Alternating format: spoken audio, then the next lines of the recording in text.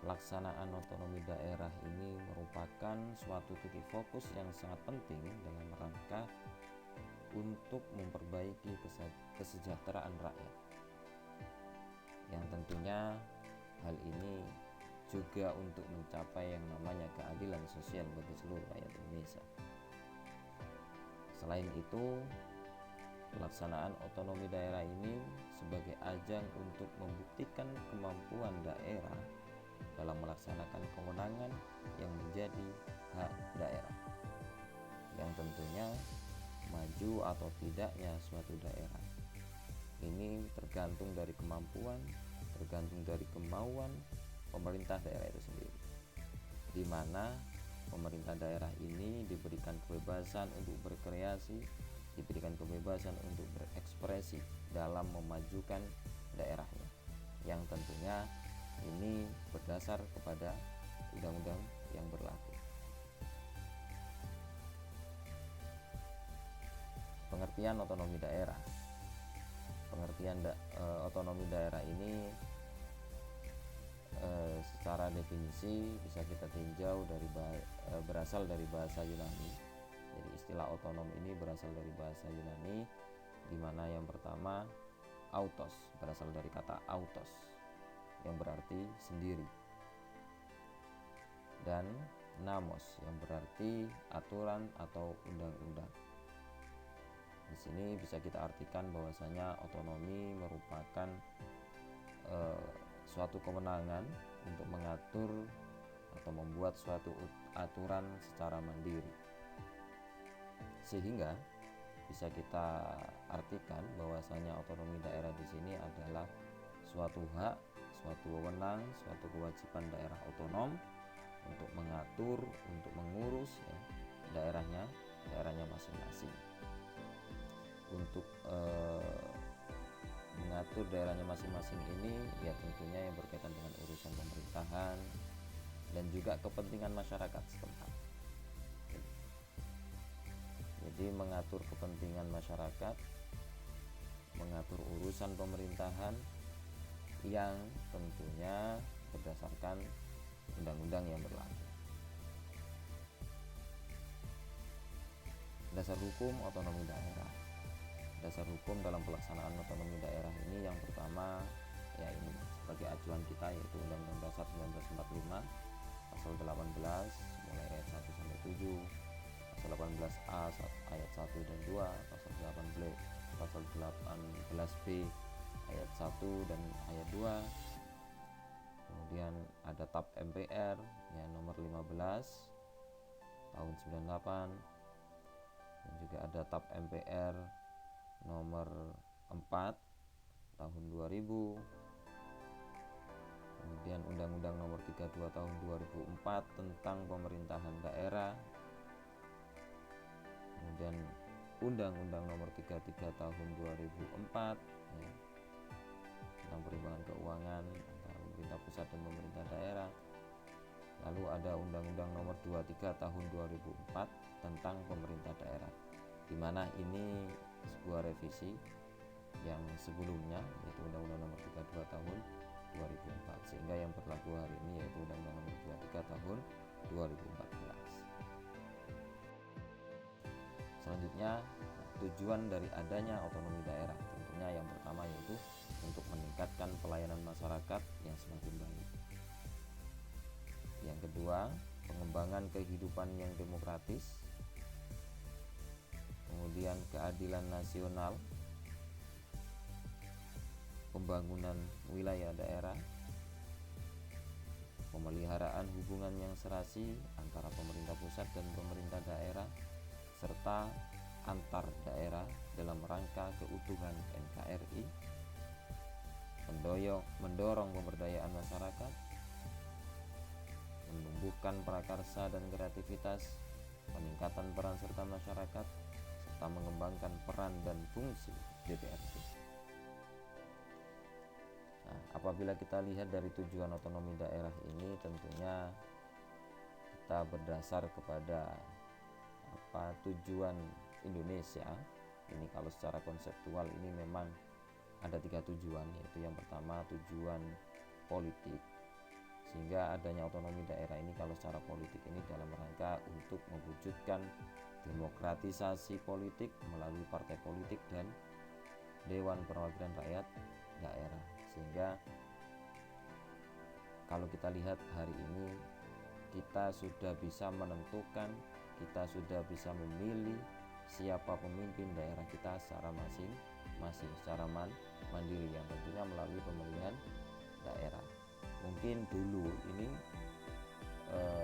sifatnya keterwakilan, di mana hak kita, suara kita ini diwakili oleh DPR RI untuk memilih presiden. Nah, hari ini kita bisa menentukan sendiri siapa pemimpin daerah kita, siapa yang akan membawai nahkoda daerah kita. Ini yang menentukan adalah kita secara langsung, yaitu masyarakat. Kemudian tujuan otonomi daerah ini kalau kita tinjau dari sisi tujuan Indonesia secara administratif, yaitu adanya pembagian urusan antara pemerintah pusat dan pemerintah daerah. Dulu semua urusan ini terpusat, jadi sentralisasi. Apa kata pemerintah pusat. Jadi daerah hanya sekedar melaksanakan apa kata tugas saja dari pemerintah pusat. Jadi ada pembagian antara pemerintah pusat dan pemerintah daerah. Kemudian tujuan yang kedua yaitu secara ekonomi tentunya. Adanya otonomi daerah ini kalau kita tinjau tujuan Indonesia ini, kalau secara ekonomi ini untuk agar terwujudnya peningkatan indeks pembangunan manusia IPM. IPM-nya ini secara indikator ini ada peningkatan kesejahteraan masyarakat Indonesia. Jadi harapannya ada otonomi daerah ini agar pembangunan di Indonesia ini bisa kompetitif ya. Pembangunan di daerah ini bisa bersaing ya, tidak ada istilah lagi Java sentris gitu ya. Sehingga pembangunan di Indonesia ini bisa berjalan secara bersama-sama, sehingga keadilan sosial bagi seluruh rakyat Indonesia ini benar-benar bisa kita upayakan. Asas otonomi daerah. Yang pertama, sentralisasi. Sentralisasi ini merupakan suatu penyerahan kekuasaan dan wewenang pemerintah secara penuh kepada pemerintah pusat. Nah, wewenang seperti apa yang kita maksud di sini, yaitu dimana kalau wewenang secara politik yaitu memutuskan suatu kebijakan. Nah, ini wewenang pemerintah pusat. Ini kalau kita lihat secara politik. Kemudian secara administrasi yaitu kewenangan dalam melaksanakan suatu kebijakan. Jadi yang memutuskan kebijakan, kemudian termasuk untuk melaksanakan apa yang melaksanakan kebijakan ini. Nah, ini wewenang pemerintah pusat. Pemerintah pusat ini siapa? Ya presiden tentunya kalau kita di Indonesia. Nah, contohnya apa? Contohnya yaitu misal dalam bidang pertahanan ini yang melaksanakan adalah TNI ya. Kemudian kalau dalam bidang keamanan maka yang melaksanakan adalah Polri. Kemudian tentunya TNI dan Polri ini ya di bawah komando dari presiden.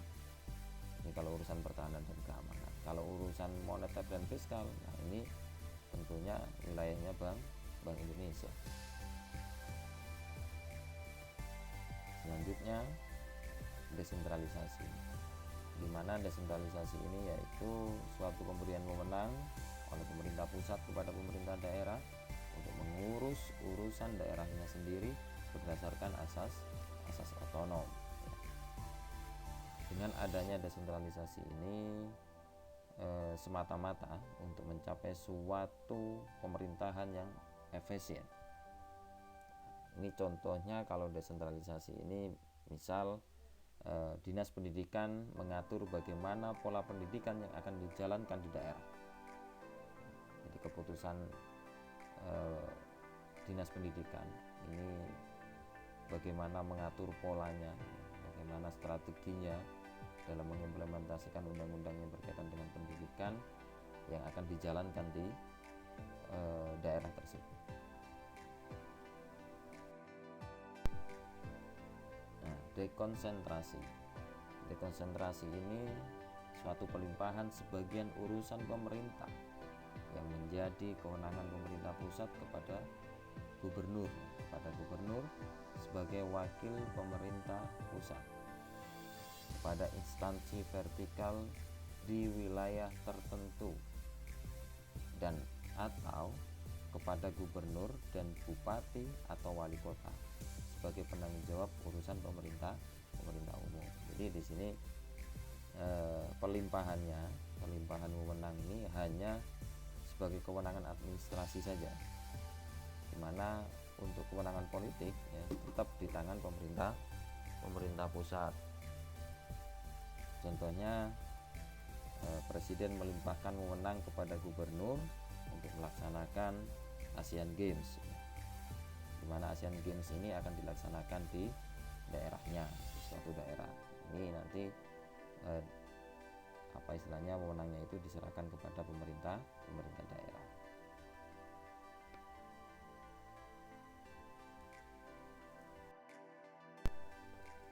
Nah, yang terakhir yaitu tugas pembantuan, di mana tugas pembantuan ini yaitu suatu penugasan dari pemerintah pusat kepada pemerintah provinsi dan atau desa. Kemudian dari pemerintah provinsi kepada pemerintah kabupaten atau kota dan atau desa. Selanjutnya serta dari pemerintah kabupaten atau kota kepada desa untuk melaksanakan tugas tertentu dengan kewajiban melaporkan dan mempertanggungjawabkan pelaksanaannya kepada yang menugaskan. Jadi kalau yang menugaskan dari pemerintah kabupaten atau kota, maka pertanggungjawabannya kepada pemerintah kabupaten atau kota. Jika yang memerintahkan atau yang menugaskan ini dari pemerintah provinsi, maka pertanggungjawabannya kepada pemerintah provinsi. Kalau penugasannya ini dari pemerintah pusat, maka pertanggungjawabannya kepada pemerintah pusat. Nah, ini contohnya misal suatu kegiatan penanggulangan kemiskinan misal, atau bisa juga ada kegiatan pengembangan infrastruktur sosial ekonomi misal seperti itu. Maka nanti ini bisa dilaksanakan bahkan sampai ke desa bisa melaksanakan ini sesuai perintah ya, sesuai instruksi dari pemerintah pusat kah, dari pemerintah provinsi atau dari pemerintah kabupaten atau kota. Maka nanti pertanggungjawabannya kepada pemerintah yang memberikan tugas tersebut. Sehingga adanya tugas pembantuan ini sebagai kepanjangan tangan bahasanya, karena pemerintah pusat pun ada keterbatasan, di mana keterbatasan ini yaitu keterbatasan jangkauan ya, pemerintah pusat langsung kepada daerah, sehingga ini pemerintah pusat misal perlu menugaskan kepada pemerintah daerah atau sampai ke pemerintah desa, sehingga ini percepatan pembangunan ini bisa segera teratasi.